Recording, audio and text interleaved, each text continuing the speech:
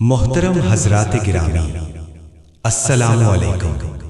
سورۃ الفیل قرآن مجید کی ایک مختصر مگر نہایت عظیم سورت ہے، جس میں اللہ تعالیٰ نے اپنی قدرت کاملہ اور اپنے گھر بیت اللہ کی حفاظت کا ایک زبردست واقعہ بیان فرمایا ہے۔ یہ سورت ہمیں یہ سبق دیتی ہے کہ اللہ کی تدبیر ہر تدبیر پر غالب ہے۔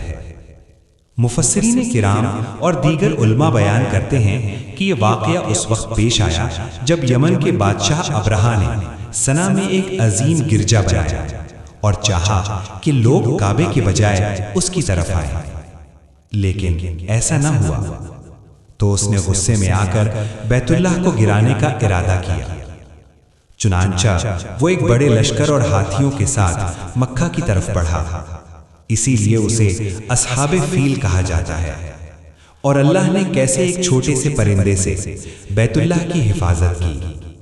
الم تر کیف فعل ربک باصحاب الفیل، اے محبوب کیا تم نے نہ دیکھا تمہارے رب نے ان ہاتھی والوں کا کیا حال کیا۔ یہاں دیکھنے سے مراد آنکھ سے دیکھنا نہیں بلکہ یقینی علم ہے۔ گویا اللہ تعالیٰ فرما رہے ہیں، کیا تمہیں اس واقعے کا علم نہیں؟ الم یجعل کیدہم فی تضلیل، کیا اللہ نے ان کی چال کو ناکام نہیں کر دیا؟ ابرہہ کا منصوبہ بظاہر بہت مضبوط تھا، لیکن اللہ نے اسے ناکام کر دیا۔ وَأَرْسَلَ عَلَيْهِمْ طَيْرًا أَبَابِيلَ، اور ان پر جھنڈ کے جھنڈ پرندے بھیجے، ترمیہم بحجارۃ من سجیل، جو ان پر کنکریاں برسا رہے تھے۔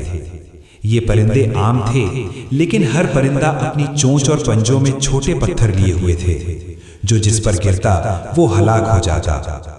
فَجَعَلَهُمْ كَعَصْفٍ مَأْكُولٍ، پھر اللہ نے انہیں ایسا کر دیا جیسے کھایا ہوا بھوسا، یعنی وہ لشکر جو اپنی طاقت پر گھمنڈ کر رہا تھا بالکل بے جان اور تباہ ہو گیا، جیسے جانور کے کھائے ہوئے پتے بکھر جاتے ہیں۔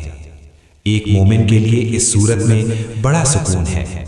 جب دنیا کی طاقتیں بھی اللہ کے سامنے بے بس ہیں تو ہمیں بھی ہر حال میں اللہ پر بھروسہ رکھنا چاہیے۔